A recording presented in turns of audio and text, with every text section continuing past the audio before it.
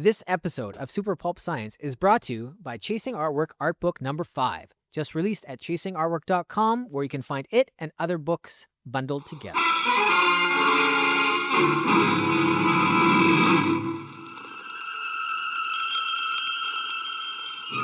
Attention, citizens! It's time for Super Pulp Science!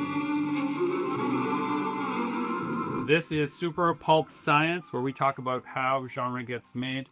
Dear listener, this is the triumphant return of producer extraordinaire Dan Vadeboncoeur. Hello. I also have with me my long-suffering co-host, Justin Curry, who is known the world over as Chasing Artwork. I haven't been in the same room with you for It's like been a months. while. Yeah, it's been a while. How's it going? Good. Good to see you. It does. It kind of. And dear listener, we were getting set up to record the podcast, and I actually had a moment of like, what do we have to talk about? I don't know what to talk about. I felt nervous because Dan was here. We have to do a good job for Dan. And then Lyndon, producer mediocre over in the corner there, reminded us that we've been to a whole bunch of shows and done a bunch of stuff, and we have plenty to talk about. But Dan, we have missed you. Yeah, missed you guys too. Good to be back. Tell us of your journeys, Justin. I just got back from one of Canada's biggest anime shows and had a great time. But this particular show has a bit of a reputation for the people who run it being very strict in weird ways. Allegedly. And if you're at all kind of part of the convention scene in Canada, you know exactly what show I'm talking about already, because that's how widespread this reputation is. Mm-hmm. So this weekend, not like a close friend of mine, but somebody that I know at conventions and somebody who is pretty like prolific online, they went to this show. And when you go to the artist alley in the show, you're allowed to have one badge for yourself and one badge for a helper. And that helper has to be at your booth at all times. Which, dear listener, is pretty standard. Pretty standard, yeah. You get, 2 badges, 6-foot table. But something that's a little different about this show is that if that helper is seen at any other table, you are automatically kicked out and banned for life. Banned for life. And so this happened. This person's neighbor, somebody they know, had to go to the bathroom, had to do something. And so their helper went to watch their booth. You mean like the kind of stuff we do for each other as regular human beings all the time to support the community? And I'll cover your table while you go to the bathroom? And I'm going to finish the story, and then I have questions for you guys. Yeah, I'm mad. I don't know anything about this. So what happened was this helper went to this other person's table to watch while they went to the bathroom. Let's say that's what it is. And they noticed this kind of like volunteer staff person kind of like lurking around, like looking intently, looking at their name badge, and then taking a picture and scurrying off. And they're like, uh-oh. And about 15 minutes later, like 10, 15 staff members like swarmed the booth and very politely informed this person that they had broken the rules and they're here to watch them deconstruct their booth on Saturday morning and get out of their convention as quick as they can. Because they had to go pee or run away for a second? And not only that, so both booths got kicked out. The one who had them watch it and the one that lent them the helper. Okay. And there was no discussion. It was a polite like, hey, you broke our rules. Get your booth down and get out of here. Yeah, I'm trying to back it. I'm going to scale it back a bit. I'm going to ask, what is the rule? The rule is your helper has to be at your booth. And no one else's. Yeah. Right. And so, what's the spirit of the rule? That's what my question is. What is the worst case scenario that they're protecting against? Yeah. Why are they trying to? What are they trying to prevent? Yes. Yeah. What is the? I understand they have a rule, and like the law and the spirit of the law are separate things, right? And sometimes the spirit of the law can be understood, and that's what you negotiate on. So, like another rule, just. They have is if you're there in Artist Alley, you have to be the artist. You can't go there representing somebody else's work, right? I understand that rule, and people have broken that rule before and gotten kicked out, and I kind of understand that one. But this one, of that law makes sense. Okay, but here's my like a bit of a counter argument to that one. Well, I can see the counter also, but I'm just saying the spirit of the law makes sense. Carry on. If you're a small artist and you've gotten to the size where you can have booths in multiple shows, isn't that like an achievement? And shouldn't that be kind of like encouraged? Whereas we have all these big companies. I think so, yes. But from their perspective, I'll just play their side. Shouldn't you then be in vendor? rather than artist alley. A lot of shows don't allow artists and vendors. Oh, But meanwhile, all these vendors are big, faceless corporations that just send their booths to every single show that's open that weekend. Right. You know, like, so you get a free pass if you're a big, faceless company. Right. But if you're a little artist that is trying to make it a bit bigger, or make it your full-time gig by expanding. especially in the anime show, like the anime crowd, it's and I see both sides. Like, I know you want to like meet the artist in person and it's more special, but also isn't like if me, the company, I want to like grow and do as well as possible, I have like all these rules that kind of keep me only doing one show instead of 2 or 3 shows. Isn't like, wouldn't it be a bad thing to have the hole in this? Like, they're gonna have like a hole in the row now. There's gonna be space there where those vendors aren't. Like, that's gonna look bad. Yeah, it looked like someone packed up early and left, basically, because they were forced to. And I'm sure, like, this is the girl who this happened to posted online, went super viral because everybody gets really outraged and stuff like this.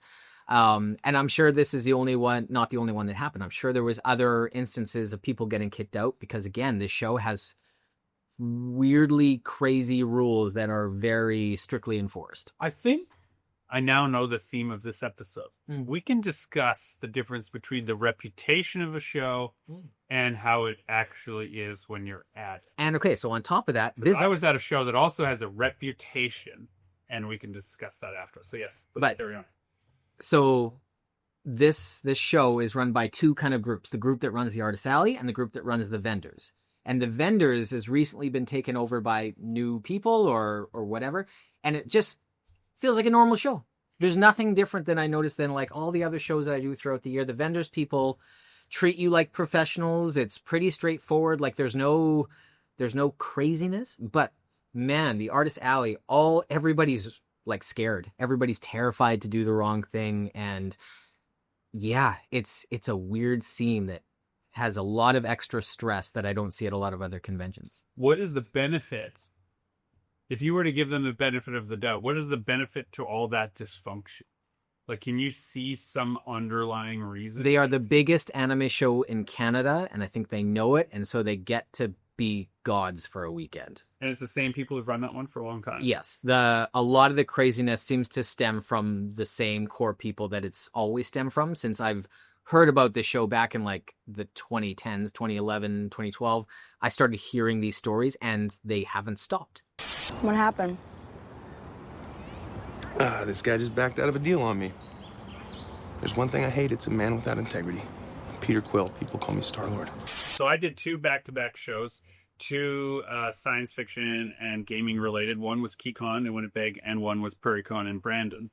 And both smaller shows. Yeah, both smaller shows, like very niche too. Like in the 500 range, like niche, really focused. There were people there for their very specific reasons, very niche. But Keycon and PrairieCon have both been running for more than 40 years, right? And so there is back when conventions began. That's right. And so what happens with shows that have, in my experience, what I have observed is that shows that have a very long history in fandom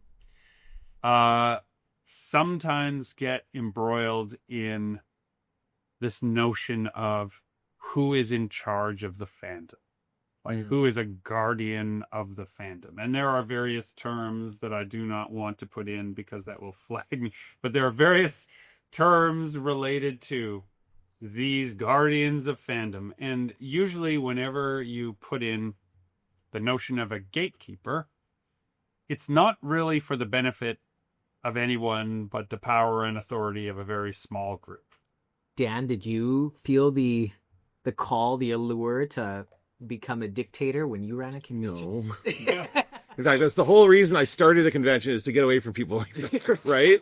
Yeah. Like, that's kind of what I saw that kind of stuff when I worked with a larger convention here in Winnipeg, and I didn't want to be a part of it. So that was the whole reason. That was okay. Right. But now we have a convention that doesn't have that. Like the Winnipeg Comic Con, I think, is run very well. And then you guys don't seem to have that happen there. So. No, but I mean, there is a potential for it. I think really what it comes down to, okay, well, I'll just talk specifics rather than generally. So Keycon, the show that I don't mind naming because the group responsible for the reputation I'm discussing is no longer really the people steering the show. I agree, and I noticed that. Yeah, I saw when I saw you posting, and some other people. I saw some people live streaming about it recently. Some people I know, and I'm like, oh, those people are involved with Keycon now. That's cool. I like these people. Right, there seems to be a good amount good people involved with the convention, so that's great. Now, if a convention has any kind of charitable status or any kind of board or any kind of that, then there is a fair amount of bureaucracy that can be involved, and it can sometimes go to a person's Head? I don't think it's their head, it's their heart. It's like they take personally criticisms about the show because they helped shape this. And rather than recognize that the wind has changed and we need to put up some different sails to sail in another direction to keep it going, they double down on how it was, right? Mm-hmm. And I don't think, make your convention great again is a good, but they're clinging to that nostalgia to the degree where it's hurting the current convention. That's right. Yeah, that's right. They're clinging to nostalgia the way it was. Now, the fun thing about Keycon is that there are enough people in the community who came either just for the day or for the whole show who don't know anything about the politics, could not care less. They just want to come for the programming. They want to come into the dealers. Which is that's my kind of review of Keycon. Like Keycon, if you're thinking about vending at Keycon and you're from Winnipeg, it's the vendors area is really not the focus of Keycon. It's more about those workshops and those meetings and those panels and so like if I'm going there as a vendor, I kind of know from my table perspective, it's going to be a slower show and it's a place where I can get work done and have long conversations with people about fandom, but it's not like I'm not slinging my books and prints to the degree that a normal convention would. It's just not that kind of con. Yeah. And so one of the reasons why I came back, and I mean, the old guard, let's say, there's I'm dancing around it, but I had a big blow up with one of the people in that because I thought he has died. That's okay. Because of Gregory's argument. No. But the funny part about this is that I found myself constantly, whenever I was involved in a Keycon show, inserting myself between this person and the person they were bullying or calling out publicly or making a giant mean-spirited rant towards. And simply on the basis of pure humanitarianism, I would step in and say, like, if you need to bully someone, I'm not going to back down, so let her rip, buddy. Mm-hmm.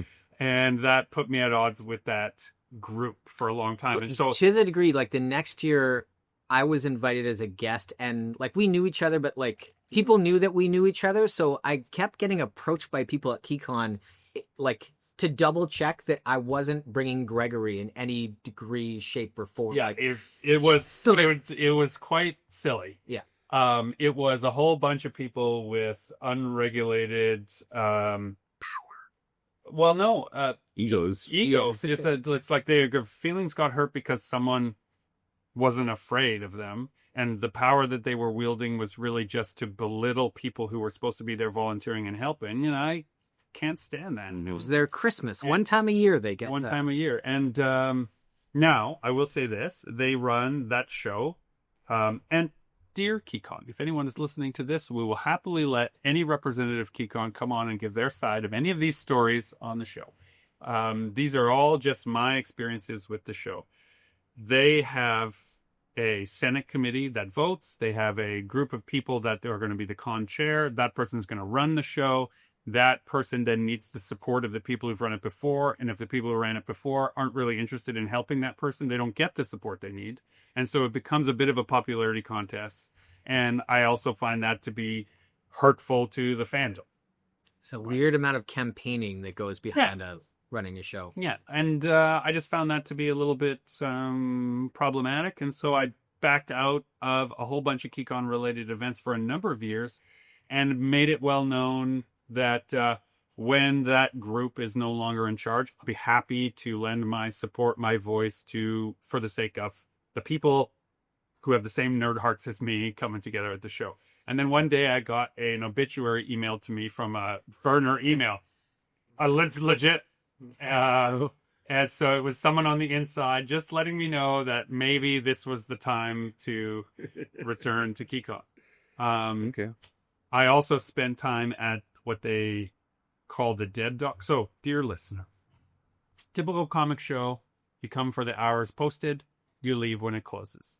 Keycon has a whole other thing where once the show is over, there's a whole set of hospitality rooms on another floor of the hotel. The show is always run in a hotel because they, make hotel rooms themed. Like they open them all, so it's just a hallway full of themed rooms, and there's all kinds of stuff going on in And these rooms. I know nothing directly about any shenanigans that have gone on in those rooms, but the rumors are abundant It's been going for 40 years. There's Yeah. going to be rumors. across Comic-Con world, across convention land.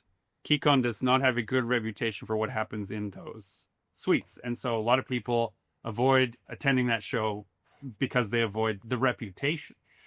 I decided, since I was making an effort to be part of the show, I put myself on the schedule. I asked to be on the schedule. I ran a number of Danger in the Details events later in the evening. So the exhibitor is long closed, the panels are long over, and then you have events later on in the evening where people can come. And for between 15 and 20 people, all 3 nights, I ran Danger in the Details sessions, and it was super fun. Mm-hmm. One of the reasons the show is on the weekend that it is because the Monday, which they have off, is so that people can recover from, and I learned about this while I was there, something called the Dead Dog, which it means that they empty the suites of all the liquor that they don't want to carry home. And it's just a big party. Now, as a non-drinker, I informed them, I'll come and hang out at the Dead Dog for a little while, but I'm not, I'm not going to lighten your load at all. And so it was a big party, and it was a lot of people having a good time. I was there probably till 4 a.m. by the end of it. And this is what I feel important to report. The people I was spending my time with were people who were very strongly interested in growing it as an inclusive space for fandom. They are part of a group that has to do all kinds of work in the committees to make the changes that they want. They seem interested in doing that work, willing to volunteer their time to do that work. It is an enormous effort for no reward. All the people who run Keycon also buy their own passes to be at the show, so nobody... It's a weird one. Right, but this is part of how they run it, is that no one gets a free ride. And so when they say to exhibitors, like, if you're an exhibitor, you still have to buy a ticket to the show if you want to attend any of the panels, it's because all the volunteers also, quote-unquote volunteers, also did, right? So they have a bad PR bit, is that that's not very well known, is that all the people who are at the show helping also paid to be there. They call it Groot, a humanoid plant that's been traveling recently as 89P13's personal houseplant / muscle. Because 9 out of 10 shows, if you volunteer, you're part of it. Yeah. It includes a bat. That's right. And so that's a part that is different than how regular shows are run. And I finally, knowing that, some parts of how they ran things made sense. So if you're an exhibitor, you only had access to the exhibit room. You couldn't go to panels unless you bought a whole weekend pass, right? You had to put in all your time all weekend, but you didn't get any Ben rays. So the show always seemed, as Justin points out, a little bit strange compared to how other shows run. But this is how it was done when they started, and it is how they have kept doing it. And they'd have to change the charter and or the, I don't know what it's called. They have like a document about how the show runs, and they'd have to ratify the vote in order to make that change. Right? I got a lot of these important details.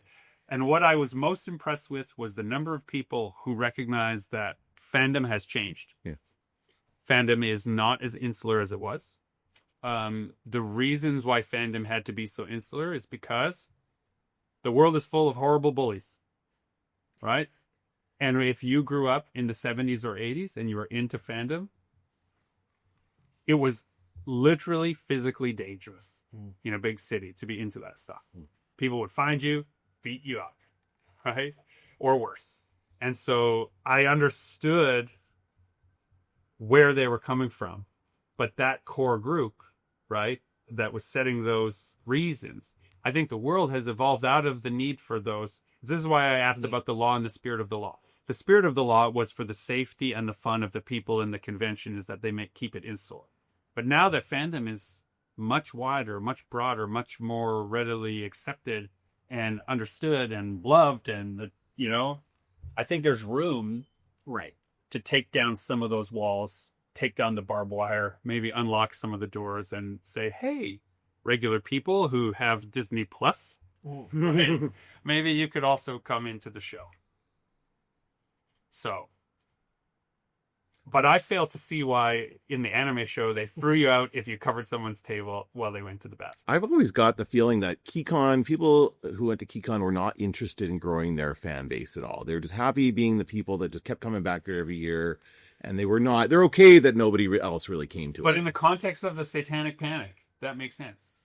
You have to remember how I got into games. No, I know, yeah. But even now I feel like that. I feel like, I haven't been to Keycon in a while, but certainly under the old regime, I definitely felt like everybody there, there's no, we got whatever attendance we got. We were not worried about it. We got the same amount of people every year. Attendance spiked one year and they didn't like that. Yeah. Yes, allegedly. From my experience, that was true. Yes. And this was under the I don't like speaking ill of the dead, but I have gone on record as saying I had troubles with that individual. And I think some of those restrictions and reasons are no longer there. But I do think that because it is a bureaucratic organization, it'll take some years for change to happen.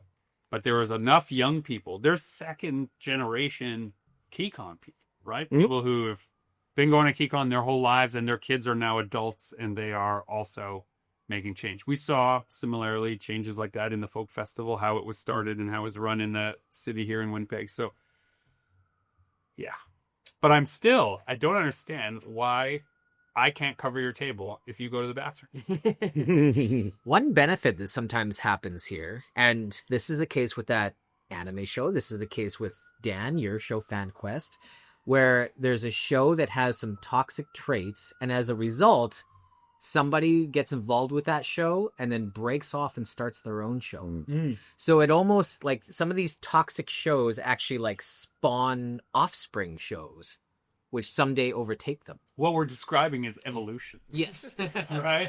Right? With the predators, and you get a little faster, a little more nimble, and then you go start your own. This particular anime show, it's another story where it's a very heavily juried artist alley. I think they've changed it, but it's half lottery and half jury now, or maybe it's still all juried. I can't remember. But a fairly large artist online applied, and they didn't let her in, but they emailed her after saying, you're fairly famous online right now. Can we use your artwork as advertising for the show?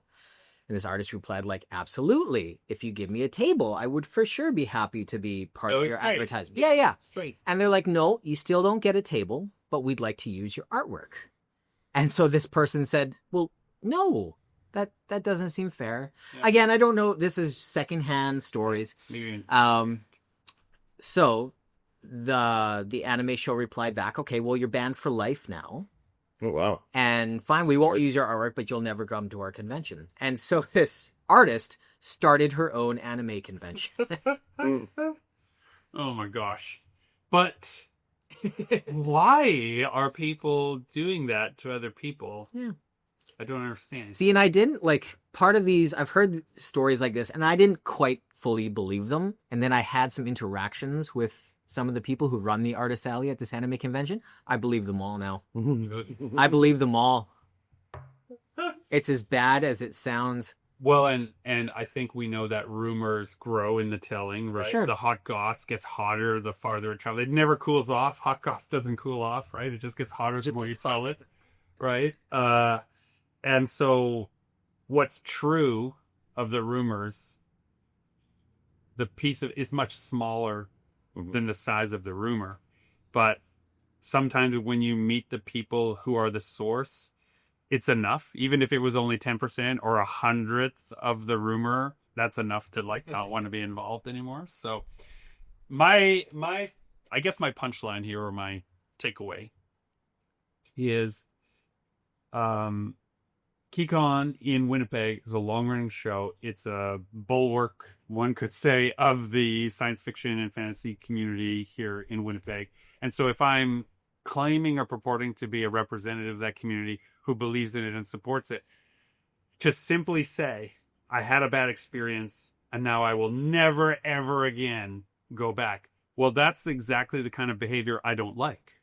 Right? Is that to assume that people can never change and that the thing you didn't like about them is intractably always true.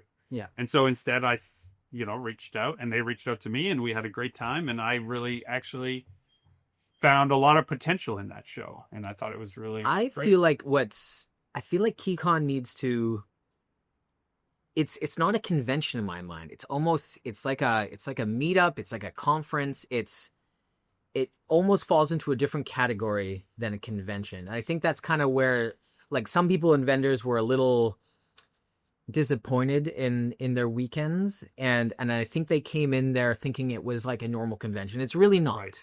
Yeah. And that's good in some ways and bad in some ways. But I think it's almost in how it presents itself that threw me off when I first experienced Keycon.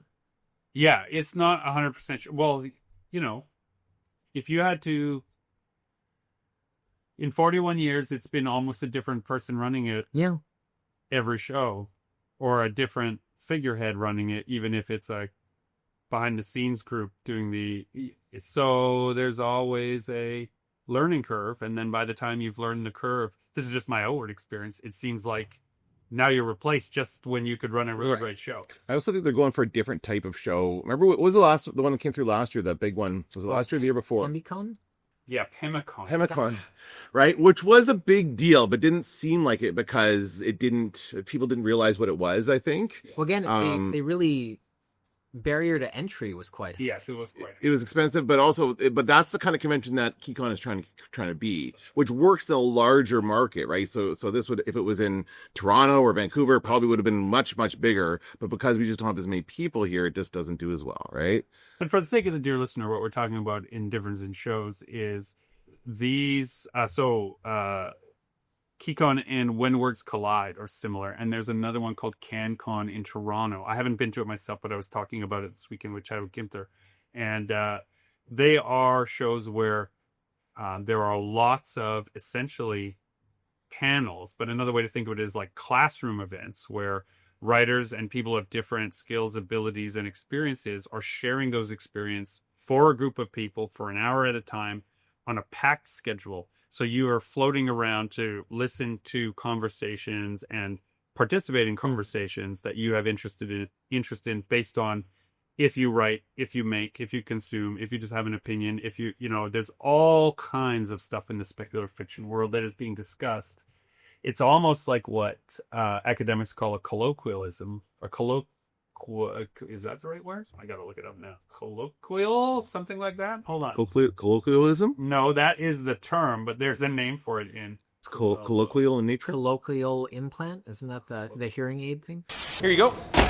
Oh, I was just kidding about the leg. I just need these two things. What? No, I thought it'd be funny. Was it funny? No, wait, what did he look like hopping around? It's like a symposium, but there's another word for it that I've dear listener. You get the idea. The point here is that it's in the academic... Cochlear. Yeah. No, that's different. Took me a minute.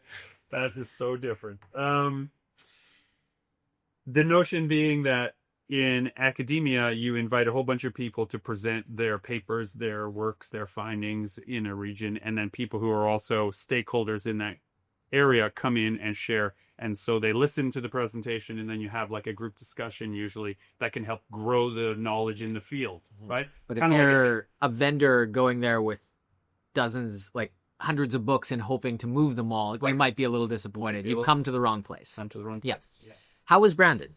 Brandon, by contrast, was a very different kind of show because it's board games, yeah, D&D tournaments, Warhammer tournaments, and so this is one of those shows with super long hours. Long hours, yeah. And the vendors room was open for long hours as well. If you wanted, they had this great way of. I think it's really good the way they organize it. They have the vendors kind of ring the main gaming area, and stay as long as you want is kind of how they tell the vendors. Like, How do they protect the vendors' merchandise after hours? it's just not that kind of show, right?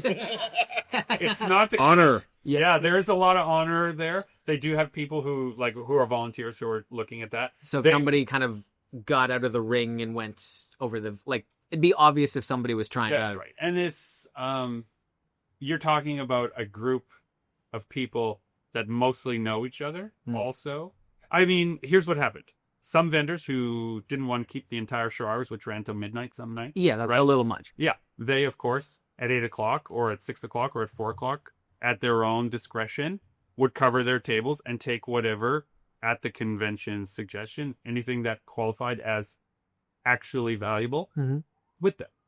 And they had, as far as I was told, they had a storage room, so you didn't have to like pack it out. You would have Nice. lock it up, and then you could leave. And Yeah. it was on site but safe while your display is still there. Is the way I was told it was run. This was not a concern to us because I was running games in the evenings. So you were part of the gaming part. Yeah. So the way we had our table set up is we had the prints, the books, the comics, all that kind of stuff, and then at the far end a big area where you could also play the role-playing games with us, and we did that on the regular.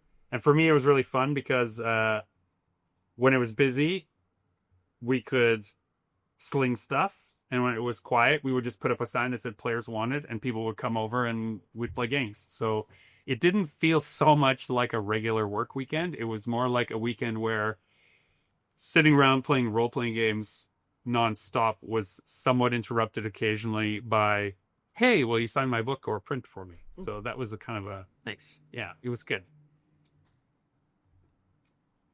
That show also had the distinction of being a place where Jonathan Ball, Chadwick Ether, and I, who are three of the founding members of the Shared World, were all there together at a gaming space where we have done that show 2 years in a row now. So we got to see the efforts of presenting our Shared World work to a dedicated, very specific audience that has self-identified as being into fantasy and sword and sorcery, which is what the Shared World books are. Bought Shared World, which we had out then, and then came back to get everything else that we had, which we had Once Lands out, and we had a number of prints and posters and things. So you've been really setting the groundwork. Yeah, it was a really nice, like warm welcome because we had Kyber, Once Lands, and Shared World, and so if someone had one of those books, but not all of them, for the most part, they came back. You can sell anyone, they were like snake oil salesmen. Right. You could sell them one time, but if you come back through town, The tonic worked. Yeah. My fare is back. that's exactly right. So that was really cool. And then there was also this fun moment where someone says, I see that you have your new Shared World book. I was like, yeah, Once Lands, here it is. I bought Shared World, but I'm hoping you have Chadwick's book because his work is my favorite in the series, right? And so that was kind of a fun thing where they were awkwardly playing favorites, which Right. that's sort of what we're trying to do. We each have a different flavor. We each have a different way of telling our stories. And by making a little bit of noise there, we were able to, Chadwick's my favorite tip. Yeah, Chadwick. Yeah. He's a good writer. He's a good writer. You should, dear listener, you should hear the stories he has in store for you because we spent the weekend with him. And so we, Oh, you got to hear about all the projects coming coming. up. Good stuff coming down. Is he going to come back to the studio anytime soon? Yeah, this summer he'd like to Yeah. come and be a regular at the studio during his writing sprints. So I told him the door's open. The other thing that happened, this is a low key, I guess in a way, we did a dress rehearsal. How much time we got? Close time. Yeah. We had a dress rehearsal for promotions of The Princess and the Dragon, finished feature film, co-written by myself, Jonathan Ball, and Miles Crossman, directed by Miles Crossman. We, and by the collective we here, Miles and his team in Brandon, built what they described as a nightmare TARDIS. They made a police box. They want to make a phone booth, but since they're going to take it around to Comic Cons, they said, well, we'll style it after the old police box phones, because then, of course, people who are Doctor Who fans will have a question when they come up. But they painted it midnight black, so it doesn't look like a TARDIS, but it looks... It's the right shape and the wrong color. Off-brand TARDIS. Yeah, Yeah. off-brand TARDIS, which makes people question. Miles built and had some people from the Brandon Theater community help him build a big evil phone booth that could flat pack so that you could take it apart, put it back together, which is in and of itself a engineering marvel for me. They put the Storybook Program logo across it, and him and a number of folks there. We had Mark, who plays the dragon. He was there in the full dragon outfit. We had a bunch of nurses from the Midas Institute there. They had a big, evil-looking chair. And so if you wanted to see the trailer of our movie, you didn't know that that's what this booth was. They would pretend like they were weird doctors. And when someone walked by, they would say, hey, do you ever think of yourself as a princess or a dragon? And people would look at them like they were insane. And with the little clipboard, they would ask a series of questions to sort of yes ladder them into deciding whether they qualified as a princess or the dragon, and said that, and it all leads up to, do you have bad dreams? Do you have nightmares? And everyone does. So if someone eventually says yes, oh, well, it'd be really good for you if you used our hotline to unburden yourself of these nightmares. And so they get into the phone booth, and it's rigged up to be a call tree of the Midas Institute Storybook Program. And it has all these sinister sounding programs that would help you get rid of the problems, the things that are holding you back, right down to lobotomies and electroshock, and then psychic exorcisms and these sorts of things. And while unhelpful, right, and at the end of there's a beep, and you can leave a nightmare at the tone. But during all this, while people are in this black, evil feeling phone booth with all these strange posters and scratchings that we've put up in the wall, the booth slowly fills with smoke. Oh God! While they're in it, which we've got dry ice. Right, so it slowly fills with vapor while you're on the phone listening to this nightmare hotline, which of course is a little bit unnerving. And so it's just timed just enough so that if you're uncomfortable, you'll open the door. And then we had the dragon in his costume and armor standing right. The door opens inward, so that the dragon is right there staring at you as you open the door. So there's a little bit of a jump scare before people come out. So now they're a little unnerved.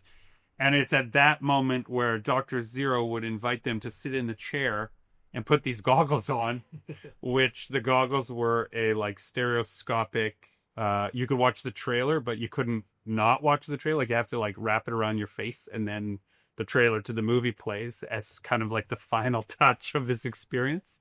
Ooh, child, things will get brighter. Listen to these words. Ooh, child, things are gonna get easier. Ooh, child, things will get brighter. Now bring it down hard. Really fun. Really cool to watch people in a low stakes environment. They're among friends. They're there for gaming. They're there all day. They're not in a hurry, to be able to find their way into the thing where they were like, oh, this is for a movie. Do you think if you were at a bigger convention, you'd get a lineup of people? Probably. Yeah, probably. And maybe is this going to happen that dragon at Winnipeg? The hope is, and this was our dress rehearsal, to try some of these pieces and see if, does the cellular phone system work? Can we record people's nightmares the way we want? Can we get the smoke machine to work? Can we get the right smoke so that someone who has an allergy to that kind of stuff, there's no problem to it, right? It's movie safe, but that doesn't mean that someone who has asthma, say, right. There are different kinds that are good for those people. So testing all that out and making sure that it works and is safe and fun is what we were trying. In a community where a lot of people would recognize him, he's dressed up as this evil doctor, and they'd be like, hey, is that you, Miles? He's lived in the town for so long that everyone knows everyone, right? So that was a really fun also thing that was happening while all the gaming and all the book stuff was going on. So it just is my reminder to you, dear listener, that the rural communities around the city you might be living in, or if you're in a rural community that feels like, oh, I wish we had bigger stuff happening, you can make your own fun. Just make it. And you may not be big, but you're small. And the fact that people had that kind of time, they would take a ridiculous false survey about whether or not there was a nightmare inside them. They would go leave a phone message in a phone booth, and then also talk to the nurses and creatures after, and then also sit down to watch the trailer. There was time for all that silliness, and we got to figure out what would work in a larger convention environment. which like people don't have that attention. They don't have that time. They don't want to be bothered. Sensory overload. I got to go. Go. Yeah. And so we're trying to figure out which version of all that stuff is going to make it to Winnipeg. But the plan is to have that make it to Winnipeg, and then eventually the next year do Calgary and maybe Toronto and Vancouver. I think one key thing at a convention is if you build a queue lineup, like a little bit of a zigzagging queue that people have to walk through. Doesn't matter what's at the end of that queue. People will wander into it. They'll just get into it. They'll get into What's this line for? It's free. Okay, I'm in. Yeah. What are we waiting for? I don't know. Right. And so this again comes around to the notion of what is the rumor you're trying to build? What is the reputation you're trying to build? If you can build a little bit of hype, yes, people will be interested. The payoff has to somewhat match the reward, right? Or the promise. It has to be like the I waited all promise of the all day premise. for that. Yeah, that's right. You don't want to really disappoint people. And so that's Do they get what I'm a trying to figure out. print when This they is come what I'm out? getting Yeah. at. Do It's they like, get? we want to have a way to also, like, if someone's like, oh, well, I don't watch movies like that. I have something that tangibly is still a thank you for the time they've put in, that has a real, like, that has not just a apparent value, but an intrinsic value to someone who's interested is, I hope, what we're going to be able to pull off. Our movie is very independent. Completely West Manitoba made, produced, acted in, right? All that stuff. There is not a 0% chance that we will get into the festivals that we have applied to. That means there's not a 0% chance that we'll end up on a streaming service near you. But part of the independent movie world is there are so many steps between finishing and someone being able to see it, you know? And I think that it's more transparent now for the consumers of media how long a show takes to make. Like, a show could be the biggest thing in the world, and you got to wait 2 years for the new season, Yeah. right? Because it takes a long time to do a good job. Yeah. And then they rush it, and we get a disappointing season, which we see often enough. Often and often. Now, the joke we have on our posters is we have a little PG-13 logo with an asterisk. It's not quite the PG-13 logo because you're not really allowed to use it without permission. It's close enough that you go, oh, PG-13. And there's a little. Well, we have to like get it in front of that committee, and That's they right. have to decide. You can't just assign it yourself. Exactly right. So it's a parody version of that. And at the bottom of it, instead of parental guidance, it says, pretty good. 13 out of 20. It like rates our movie. Right. And so now we're very proud of what we accomplished, dear listener. What we planned and what we accomplished, very separate in the independent movie world.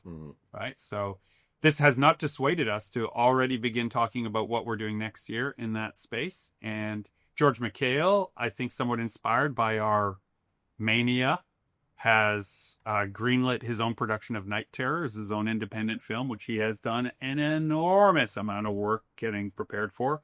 Something like, I want to say, like 2,500 storyboards and, completed script. All the breakdowns. He's got some producing partners. They're shooting it around the same budget out in Kelowna, and they're just going to have at her. Cool. Right? Which is a weird world to be in, where like a bunch of people just like, let's make a movie. Hope it works. Yeah. Mm-hmm. But I mean, you look at like the origin story of anything big. It's how it always starts, right? I just watched this great movie about the beginning of National Lampoon. And again, just like, let's try this. And 30 years later, Still going. Yeah. Yeah. Still embroiled in lawsuits. When's the last movie I don't know the last National Lampoon movie that came out. they did a vacation movie again with Ed Helms. Oh, that's right. Oops. Anyway. So, dear listener, what does all this have to do with you? Let's imagine that you are involved in making your own stories, and you wonder what you should do with them when they're made. This is a reminder to you that conventions, movies, independent or otherwise, books, publishers, these are all byproducts of having the thing made. First, you need to have written it. Once you've written it, you can decide what the hell it's going to be and how it's going to work. The same is true of a convention, right? If you're thinking about starting or running a convention, once you get some momentum and you have some people interested in it, you can have it change shape over time, or have a strict bureaucratic process that ensures it will never change over time. But that is up to you to build it and put those things in place. But I do think one thing that our episode began on was the treatment of individuals as people, right? I think where I get my hackles up is when people are being abused and bullied. I think that if you have a monicum of authority, power, prestige, platform, more often than not, you should try to use it for good. Yes, you can have a bad day. You're going to say the wrong thing. I am convinced there's a video of me screaming at flare staff in an airport somewhere, right? And it's not my best human moment. Perhaps my most amusing to the viewer, but not my best moment. So, however, those should be exceptions and not the rules that you have put into your creative life, I think. Do you have anything to add, producer Mediocre over there? Wait, use the mic, boy. Just trying to use the mic. So, whether your food is hot or cold, dear listener, I'm encouraging you to join the fight and make comments.